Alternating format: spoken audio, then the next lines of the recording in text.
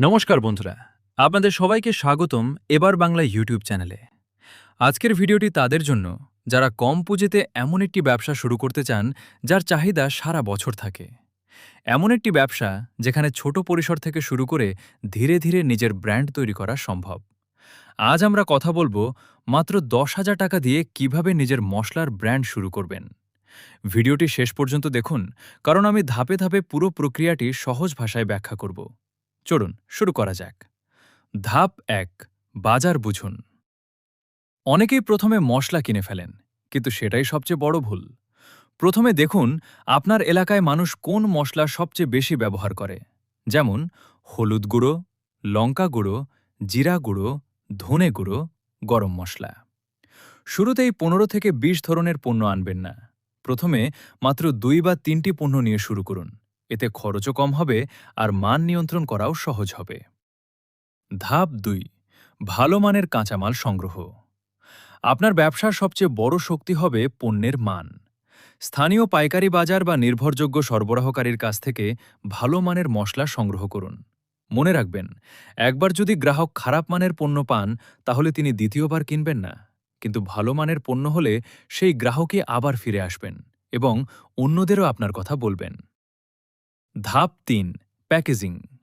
ধরুন একই মানের 2টি মশলা রয়েছে, একটি সাধারণ পলিথিনে বিক্রি হচ্ছে, অন্যটি সুন্দর প্রিন্টেড প্যাকেটে। বেশিরভাগ মানুষ কোনটি কিনবেন? অবশ্যই সুন্দর প্যাকেটেরটি। তাই শুরুতেই খুব দামি প্যাকেটের দরকার নেই, তবে পরিষ্কার, আকর্ষণীয় এবং তথ্য সমৃদ্ধ প্যাকেজিং ব্যবহার করুন। প্যাকেটে উল্লেখ করুন ব্র্যান্ডের নাম, পণ্যের নাম, ওজন, উৎপাদনের তারিখ, ব্যবহার করার শেষ যোগাযোগের নম্বর। এগুলো আপনার ব্র্যান্ডের প্রতি গ্রাহকের আস্থা বাড়াবে। ধাপ 4, নিজের ব্র্যান্ডের নাম। একটি সহজ, ছোট এবং মনে রাখার মতো নাম বেছে নিন। একটি ছোট লোগো তৈরি করুন। আজকাল মোবাইল দিয়ে অনেক সহজ ডিজাইন টুল ব্যবহার করে সাধারণ লোগো তৈরি করা যায়। ধাপ 5, প্রথম কাস্টমার কোথায় পাবেন? অনেকেই মনে করেন ব্যবসা শুরু করলেই কাস্টমার চলে আসবে। বাস্তবে তা হয় না। প্রথম গ্রাহক খুঁজে বের করাই সবচেয়ে গুরুত্বপূর্ণ কাজ।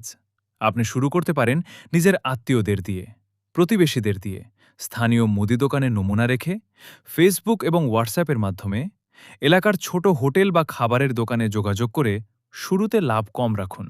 লক্ষ্য হবে গ্রাহকের বিশ্বাস অর্জন। ধাপ 6, 10,000 রুপি কিভাবে খরচ করবেন? অনেকে প্রশ্ন করেন পুরো টাকা কোথায় খরচ হবে। একটি উদাহরণ দিচ্ছি।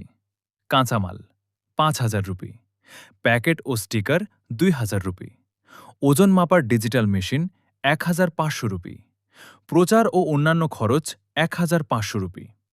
এটি শুধু একটি উদাহরণ। আপনার এলাকার দাম অনুযায়ী খরচ কিছুটা কম বা বেশি হতে পারে। ধাপ 7, ব্যবসা বড় করবেন কিভাবে? যখন নিয়মিত অর্ডার আসতে শুরু করবে তখন ধীরে ধীরে নতুন পণ্য যোগ করুন। যেমন বিরিয়ানি মশলা, চিকেন মশলা, মাছের মশলা, চাট মশলা।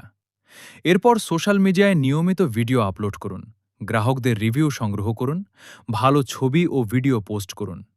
একজন সন্তুষ্ট গ্রাহক অনেক সময় 10 জন নতুন গ্রাহক এনে দিতে পারেন।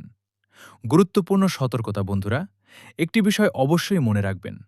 খাদ্যপণ্য নিয়ে ব্যবসা করার ক্ষেত্রে আপনার এলাকার প্রযোজ্য খাদ্য নিরাপত্তা, লাইসেন্স, লেবেলিং এবং অন্যান্য আইনি নিয়ম সম্পর্কে আগে জেনে নিন এবং সেগুলো মেনে চলুন। এছাড়া পরিষ্কার পরিচ্ছন্ন পরিবেশে প্যাকেজিং করুন এবং মান নিয়ন্ত্রণে কখনোই আপোস করবেন না। ব্যবসায় দীর্ঘমেয়াদী সাফল্যের মূল চাবিকাঠি হল গ্রাহকের বিশ্বাস।